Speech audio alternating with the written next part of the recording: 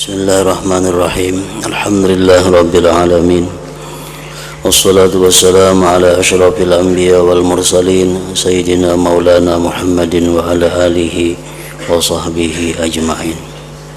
Qala al-musannif al-imam hujjatul Islam Abu Hamid Muhammad bin Muhammad al-Ghazali rahimahullah wa nafa'ana bi ulumih.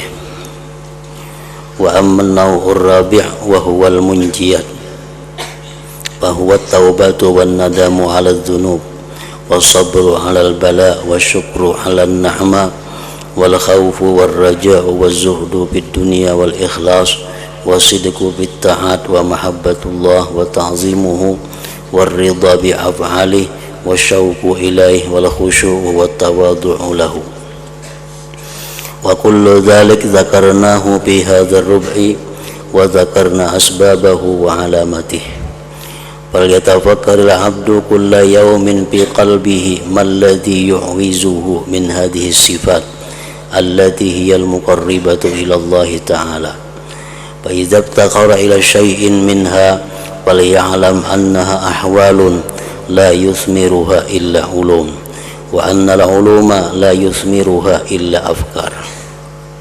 فإذا أراد أن يكتسب لنفسه أحوال التوبة والندم فليفتش ذنوبه أولا وليتفكر فيها وليجمعها على نفسه وليعظمها في قلبه، ثم لينظر بالوعيد والتشديد الذي ورد بالشرع فيها وليتحقق عند نفسه أنه متعرض لمقت الله تعالى حتى ينبعث له حال الندم إلى آخره. Arti daripada kalamul Imam Al-Ghazali rahimahullah wa nafa'ana bi ulumih. Macam yang keempat daripada beberapa macam yang perlu ditafakkurkan, yang perlu direnungkan oleh setiap orang, yaitu sifat-sifat yang menyelamatkan, al-munjiyat.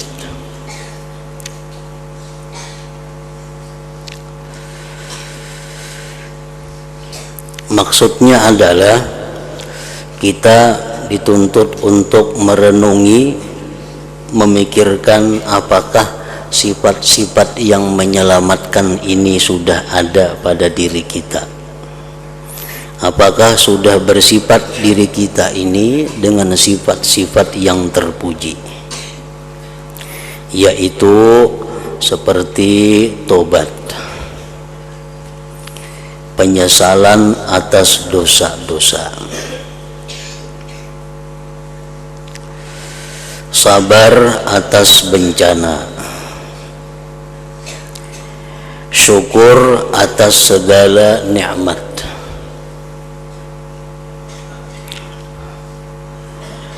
cinta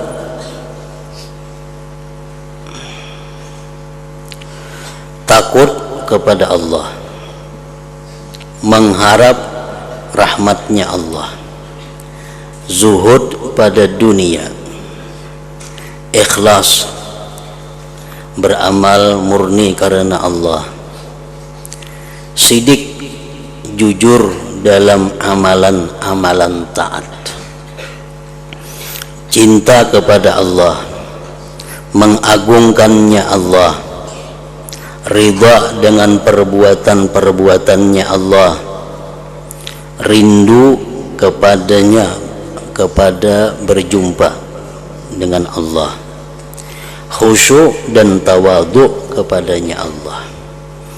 Itu contoh-contoh daripada sifat-sifat yang terpuji, sifat-sifat yang menyelamatkan kita, yang mestinya kita bisa memiliki sifat-sifat itu.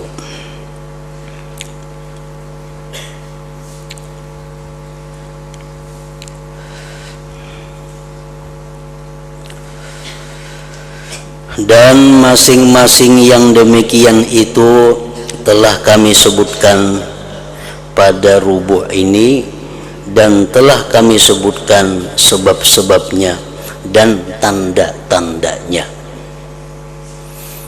Apakah kita ini sudah tobat kepada Allah? Bagaimana caranya supaya kita bisa bertobat? Apa tanda-tanda tobat yang diterima oleh Allah? Nah, itu sudah dijelaskan. Maka hendaklah seorang hamba berpikir, tafakur, merenungi setiap hari, baik di waktu pagi atau sorenya, dalam hatinya apa yang menyulitkannya dari sifat-sifat ini yang mendekatkannya kepada Allah Ta'ala. Kalau selama ini kita belum ada tobat, apa penghalangnya? Nah, itu disuruh kita merenungi. Kalau selama ini kita belum bisa bersabar atas menerima yang tidak senang, apa yang menyebabkannya kita kada bisa bersabar? Apa yang menyebabkan kita ini belum bisa zuhud pada dunia? Apa sebabnya yang menyulitkan kita untuk bersifat sidik, bersifat jujur dalam amalan-amalan taat kepada Allah Subhanahu wa Ta'ala?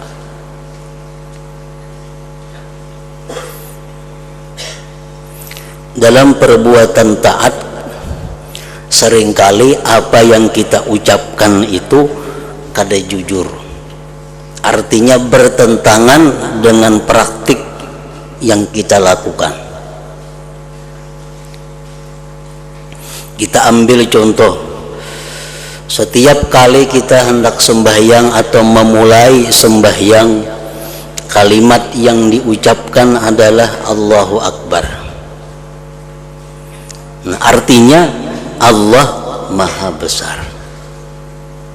Nah, apakah kita itu sudah jujur dengan ucapan kita Allah itu Maha Besar, atau hanya di mulut tapi belum bisa kita mempraktikkan bagaimana mestinya orang yang mengakui, mengimani bahwa Allah itu Maha Besar?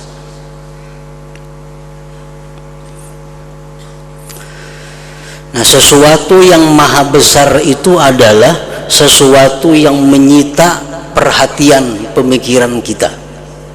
Itu ngarannya disebut besar. Kita ambil contoh, isok orang hendak datang ke rumah kita menagih hutang, membawa polisi. Sudah ada kiriman suratnya, isuk kena orang jam sekian datang menagih hutang. Nah, sedangkan kita ini belum ada membayarinya, kemampuan duitnya belum ada membayari. Nah, ini bisa dikatakan bahwa masalah itu masalah besar.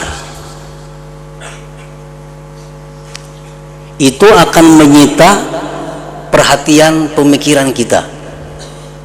Kita makan, kita keingatan isoknya kayak apa menghadapi orang datang. Hendak guring tak pikir, di dalam WC tak pikir, di kendaraan tak pikir. Isok nih pacang datang orang menagih hutang, maka duitnya kadada, bila kada kau bayar tangkap orang. Nah, itu contoh sesuatu yang besar.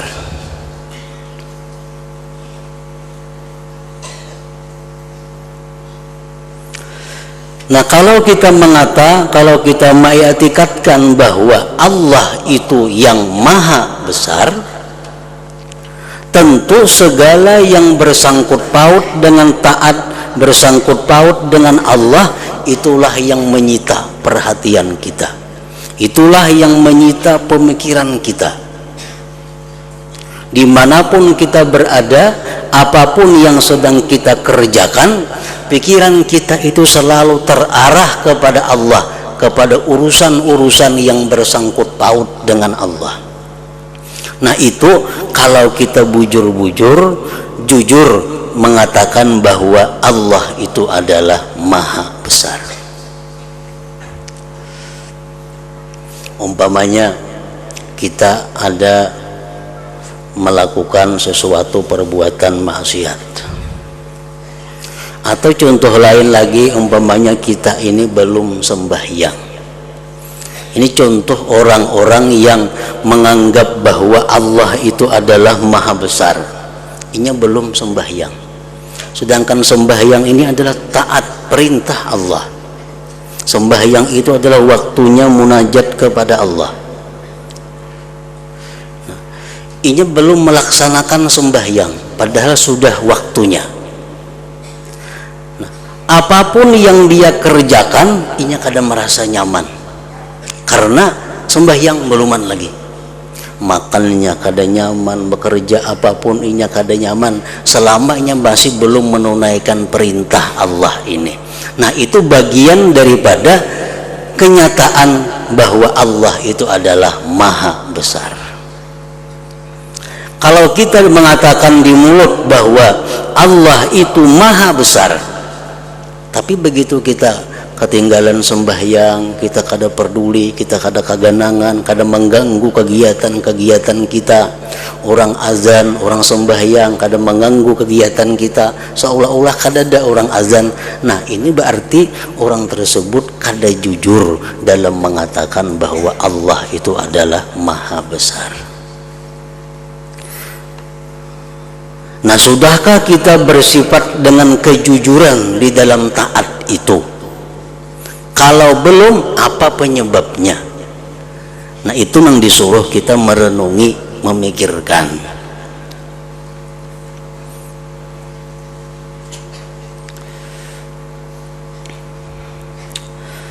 Sehari-hari kita mengatakan berapa kali a'udzubillahi minasyaitonirrajim, a'udzubillah minasyaitonirrajim. Aku berlindung dengan Allah daripada syaitan yang terkutuk. Itu ucapan kita. Nah, ucapan kita itu diuji kejujurannya. Apakah kita bujur berlindung dengan Allah daripada syaitan? Kalau kita selama ini masih suka mengabulkan keinginan syaitan, kita masih suka datang ke tempat-tempat syaitan, kita masih suka berkawan dengan syaitan, tapi di mulut kita, aku berlindung dengan Allah daripada godaan syaitan. Nah, ini kada jujur. Kada jujur. Karena di mulut berlindung dengan Allah dari godaan syaitan, tapi kenyataannya sehari-harinya berkawan dengan syaitan.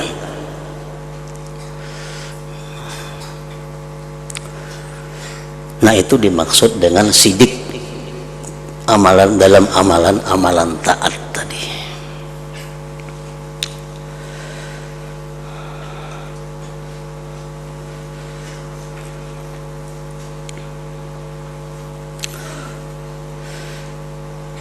Maka hendaklah seorang hamba berpikir setiap hari dalam hatinya apa yang menyulitkannya dari sifat-sifat ini. Apa sulitnya aku jujur?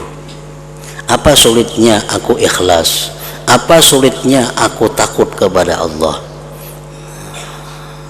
Nah, dengan berpikir seperti itu, lalu bisa mencari jalannya, mencari penyebabnya.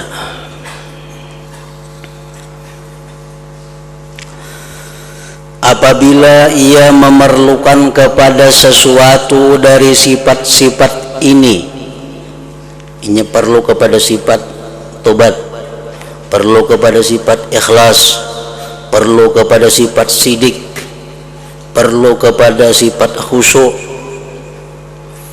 maka hendaklah ia tahu bahwa itu adalah ahwal, bahwa itu adalah keadaan.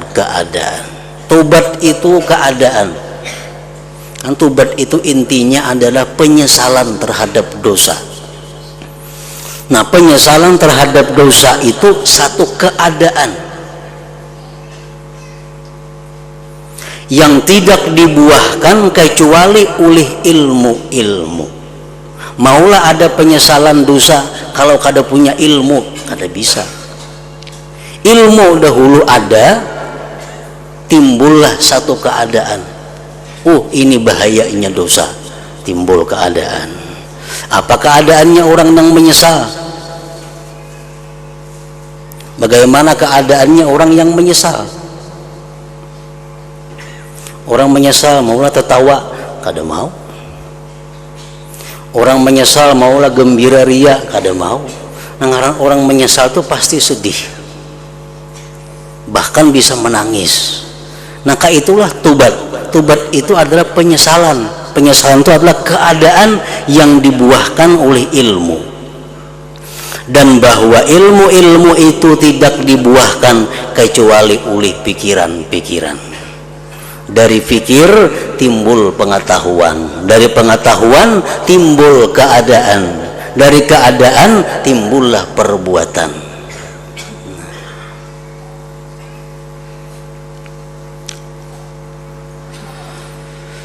Maka apabila ia berkehendak memperoleh bagi dirinya akan ahwal atau keadaan tobat dan penyesalan, maka hendaklah pertama-tama ia memeriksa dosa-dosanya.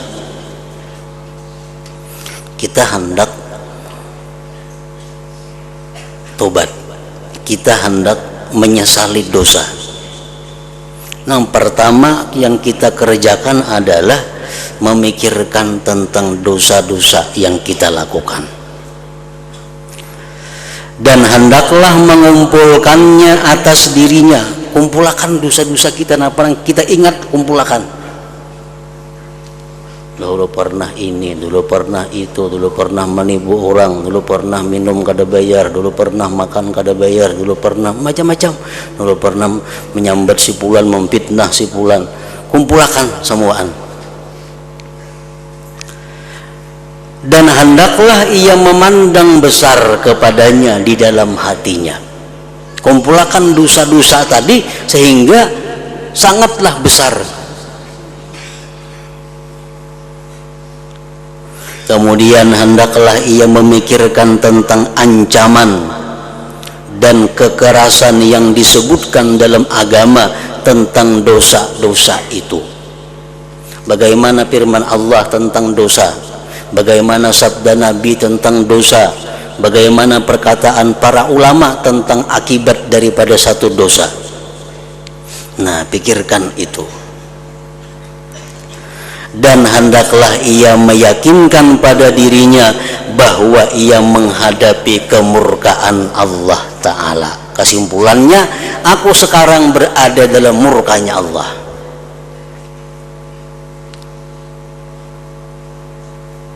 Kumpulkan semuaan dosa-dosa yang digawi sehingga terasa besarnya dosa itu.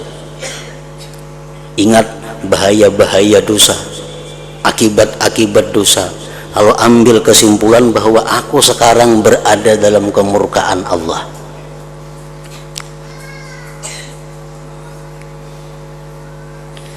Sehingga terbangkit baginya keadaan penyesalan.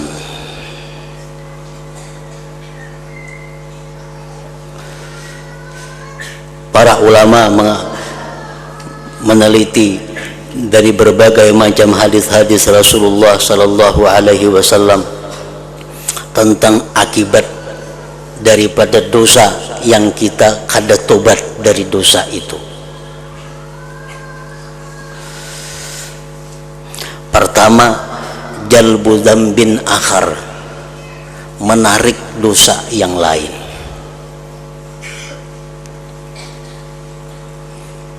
Nah, jadi satu perbuatan dosa kalau kita kada tobat kepada Allah, maka si dosa ini hidup dan menarik, mengajak kita untuk berbuat dosa lagi.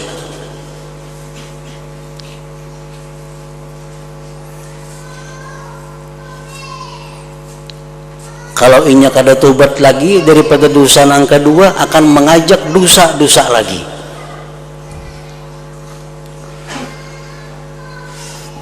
Jalbu dzambin akhar.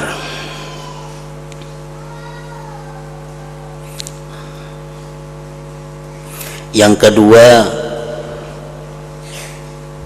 hirmanu ladzatil ibadah, tertegahnya kelezatan ibadat kepada Allah. Tertegah kelezatan ibadat kepada Allah. Artinya beribadat itu kadang mau nyaman,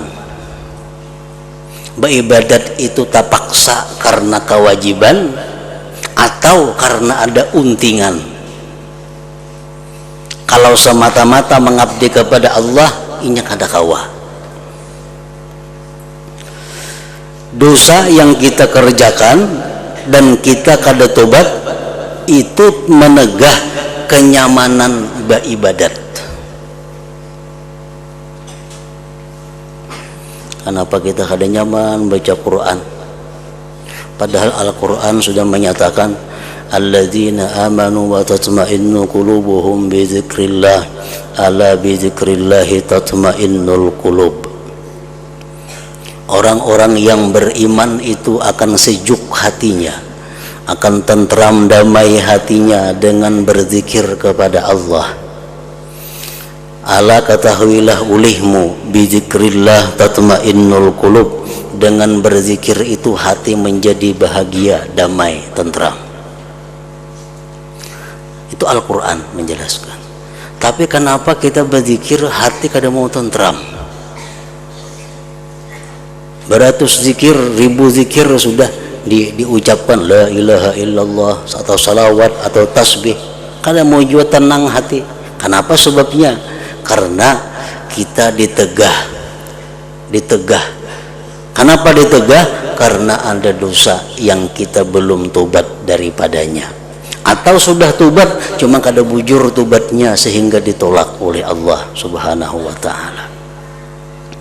Kalau hati kita, diri kita bersih daripada dosa, satu kali kalimat la ilaha illallah pun itu bisa menyejukkan, mendamaikan. Ala bidzikrillah tatmainnul qulub. Nah, jadi kenapa kita kada tahan lawas beribadah? Kenapa kita kada tahan? Karena dosa penyebabnya. Kada ada jalan lain.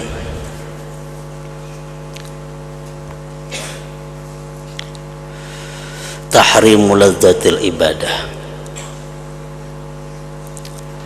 Kada kau mendengar jumlah nang banyak, lalu asa banyak benar. Berapa dibaca sehari? 1000 mah banyaknya. Pada 1000 tuh paling makan waktu seperempat jam, asa banyak benar sudah itu. Kenapa? Karena asa uyuh. Berzikir itu 1000 dianggap seperempat jam, tapi asa banyak benar, asa uyuh benar. Kenapa? Karena ada dosa nang kada diampuni Allah, ada dosa nang kita belum tobat. Padahal jika kita kada mau ucap zikir 1000 kali, 10.000 ya tuh kada merasa uyuh. Yang kita ucapnya lain daripada zikir, lain daripada salawat, bepandiraan, berkisahan 2-3 jam, kada merasa uyuh. Kenapa? Karena itu lain daripada ibadah. Nah, akibat dosa. Yang ketiga, akibat daripada dosa tadi, hirmanu taufik, ditegah taufik Allah. Taufik itu artinya kemudahan, kenyamanan ibadah. Taufik artinya adalah kemudahan untuk melaksanakan ibadah. Itu orang yang diberi taufik oleh Allah, ibadah apapun nyaman menggawinya, kada ada rasa berat, kada ada rasa sulit. Banyak amalan-amalan yang sudah kita tahu tapi kita kada diberi taufik oleh Allah sehingga kita kada mampu mengamalkannya. Baik dari pelajaran, baik dari buku, baik dari macam-macam, banyak macam-macam ibadah yang kita ketahui. Bila kita baca ini, bila kita baca ini ke surga, bila kita baca ini selamat dari neraka, bila kita baca ini selamat dari siksa kubur, bila kita baca ini kada kehausan di padang mahsyar, saling banyakan. Tapi kita kada kau membaca kalau kita belum ada taufik Allah. Nah, kenapa taufik Allah itu terhalang datang kepada kita? Karena dosa.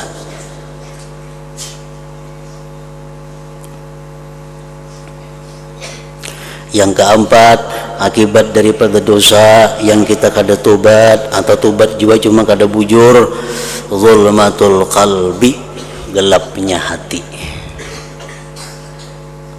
Hati gelap. Kada kau membedakan lagi nang mana nang bujur, nang mana nang salah.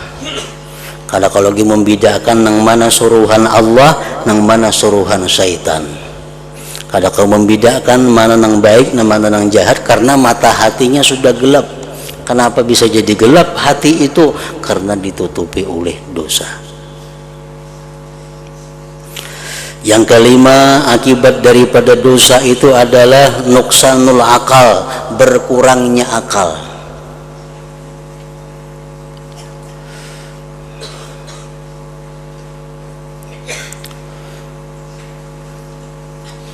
Setiap dosa, satu dosa mengikis akal.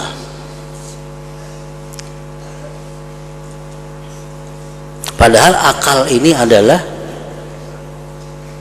sesuatu yang paling berharga di dalam diri manusia, karena dengan akal itulah kita bisa taklif, kita bisa menjunjung perintah Allah dan menjauhi larangannya. Kalau kita kada punya akal, kita kada jadi apa-apa. Nah, dengan perbuatan dosa yang kita lakukan, akal itu selalu berkurang. Daya untuk makrifat kepada Allah selalu lemah.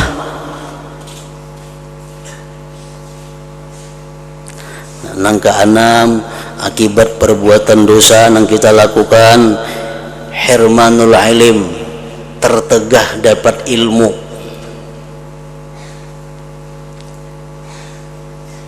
Al ilmu nurun wa nurullah la yuhda lil asi. Ilmu itu adalah cahaya kada diberikan Allah kepada orang yang maksiat.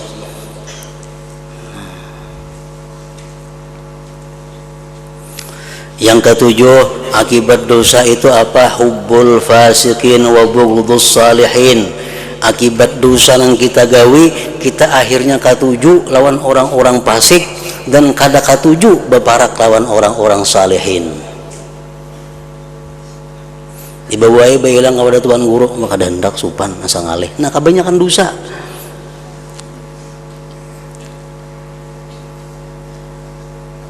Kada katuju beparak orang saleh, katujunya cuma beparak lawan orang-orang fasik.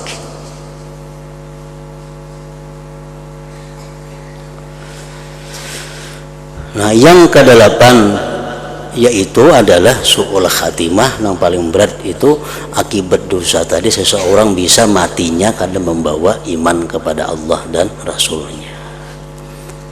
Nah, kita pikirkan itu akibat dosa, akibat dosa, akibat dosa, supaya bisa terdorong hati kita untuk tobat kepada Allah.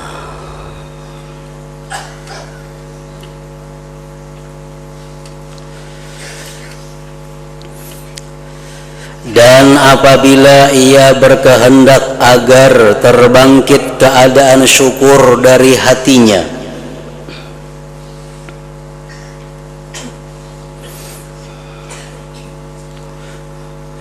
maka hendaklah ia memikirkan tentang perbuatan baik Allah kepadanya dan kenikmatan-kenikmatannya yang dianugerahkan kepadanya, dan tentang melepasnya akan keilukan tutupannya atas hambanya.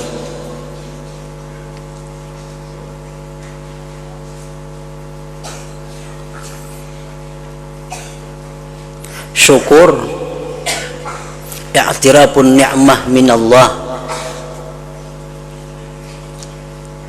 Syukur itu adalah mengakui bahwa nikmat ini dari Allah. Mengakui dalam hati artinya mengakui.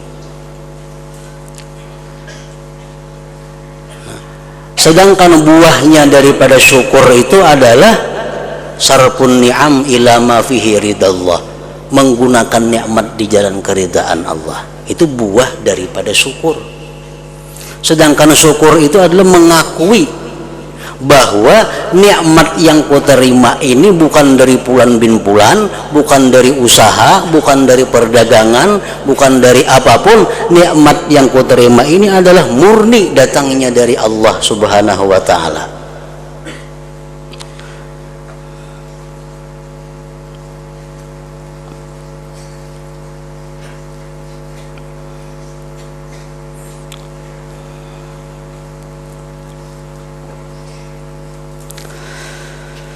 Dan apabila ia berkehendak agar terbangkit keadaan syukur dari hatinya, maka hendaklah ia memikirkan tentang perbuatan baik Allah kepadanya dan kenikmatan-kenikmatannya yang dianugerahkan kepadanya, dan tentang melepasnya akan keelukan tutupannya atasnya si hamba itu.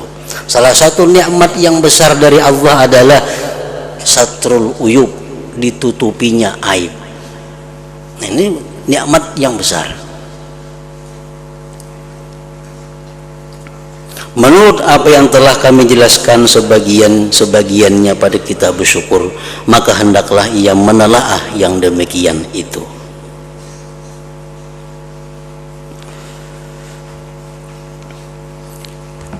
Al-Quran menerangkan kalau hendak dapat nikmat yang lebih daripada yang ada, syukur kepada Allah. La in syakartum la azidannakum. Jadi akui bahwa nikmat yang kau terima ini dari Allah, dan gunakan di jalan yang diridai Allah. Itu intinya bersyukur.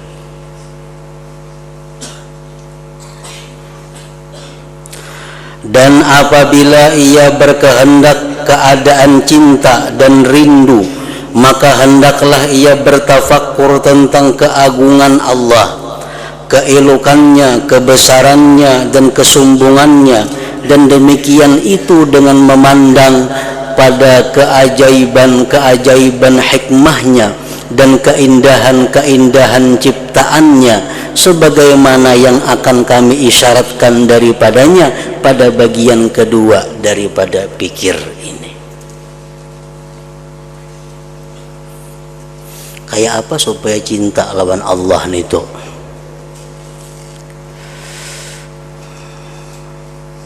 Banyak caranya untuk bisa cinta kepada Allah.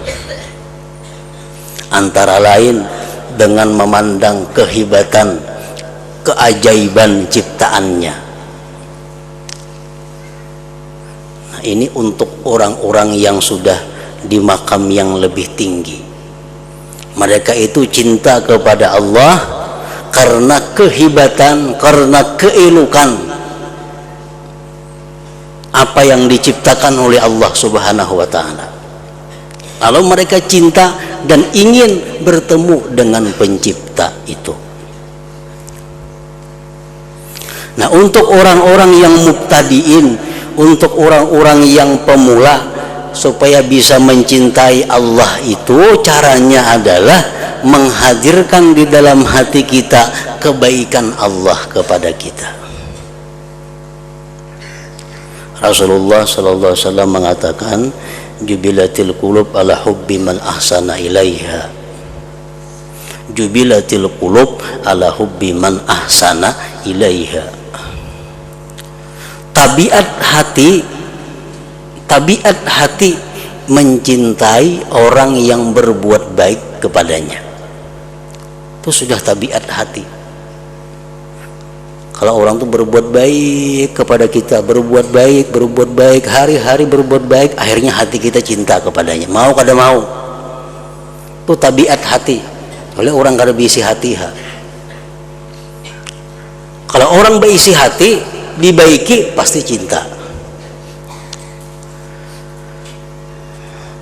Nah, kita meyakini, kita mengetahui bahwa orang yang paling baik kepada kita, orang yang paling menolong kita, orang yang memelihara kita, tidak ada lain selain daripada Allah Subhanahu wa ta'ala. Siapa yang paling banyak, yang paling berbuat baik kepada kita lebih daripada siapapun? Allah Subhanahu wa ta'ala.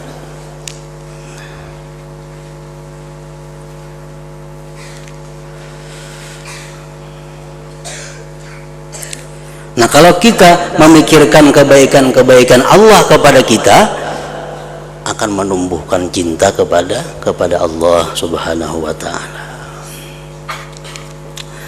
Apabila ia menghendaki keadaan takut, kayak apa supaya takutan lawan Allah nih? Maka hendaklah ia memandang pertama-tama tentang dosa-dosanya yang zahir dan yang batin. Kemudian hendaklah ia memikirkan tentang kematian dan sakaratnya.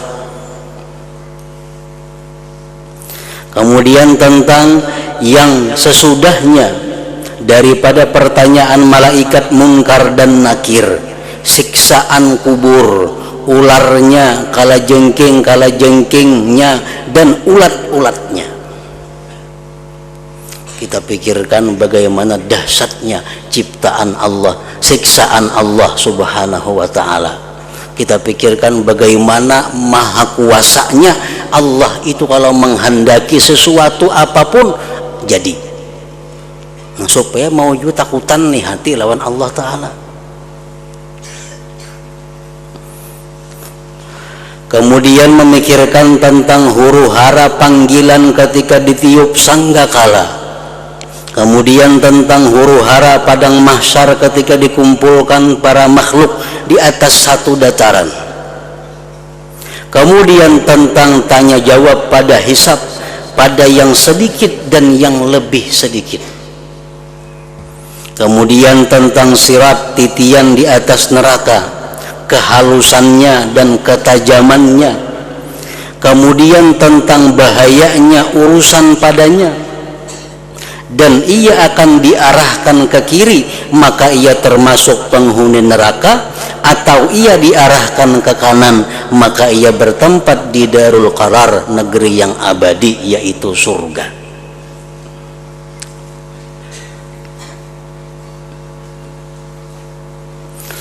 Kemudian hendaklah ia menghadirkan pulang di dalam hatinya setelah huru hara kiamat, di dalam hatinya akan bentuk neraka jahanam. Neraka jahanam yang disebutkan di dalam beberapa hadis, kalau batu ditimbai ke bawahnya 70.000 tahun hanya sampai ke dasarnya. Itulah tempat orang-orang yang maksiat kepada Allah Subhanahu wa ta'ala.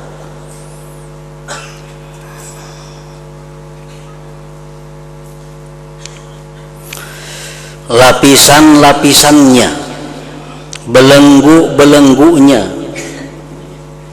burgul-burgulnya, pohon zakumnya, nanahnya, macam-macam siksaan padanya. Jelik rupa-rupa malaikat zabaniyah yang diwakilkan dengannya. Dan sesungguhnya setiap kali masak kulit mereka, maka mereka digantikan dengan kulit yang lain. Dan bahwa setiap kali mereka hendak keluar daripadanya neraka tadi, maka dikembalikan kepadanya. Dan bahwa mereka apabila melihatnya dari tempat yang jauh, maka mereka mendengar kemarahan dan suara nyalanya. Dan begitulah selanjutnya kepada semua yang tersebut dalam Al-Quran, dari penjelasannya tentang bagaimana dahsyatnya siksaan Allah kepada orang-orang yang tidak takut kepada Allah Subhanahu wa ta'ala. Nah, diharapkan dengan berpikir seperti itu bisa timbul khauf, bisa timbul takutan berbuat maksiat, takutan kepada Allah Subhanahu wa ta'ala. Dan apabila ia berkehendak menarik keadaan harap, maka hendaklah ia memikirkan kepada surga, kenikmatan-kenikmatannya, pohon-pohonnya, sungai-sungainya, bidadarinya, anak-anaknya, kenikmatan yang kekal dan kerajaan yang abadi. Bila mana kita cerita surga, bercerita tentang kelezatan, kemewahan dan kehebatan isi surga itu, maka hati kita pasti akan tergerak untuk beribadah kepada Allah Subhanahu wa taala, untuk mengharapkan mendapat rahmatnya Allah Subhanahu wa taala. Nah, jadi untuk menimbulkan harap kepada Allah itu, pikirkanlah kenikmatan yang disediakan Allah kepada orang-orang yang taat. Nah, maka begitulah jalan pikiran yang dengannya ia mencari ilmu-ilmu yang dapat membuahkan, menarik keadaan-keadaan yang dicintai, atau pembersihan diri dari sifat-sifat yang tercela. Nah, disitulah Rasulullah SAW menerangkan bahwa ganjaran pahala yang sangat besar bagi orang-orang yang sesaat berpikir. Pikir nang macam apa? Memikirkan hal-hal seperti tadi, memikirkan sesuatu yang bisa menarik sifat-sifat terpuji, bisa membersihkan diri dari sifat-sifat yang tercela. Nah, garis itu dan telah kami sebutkan.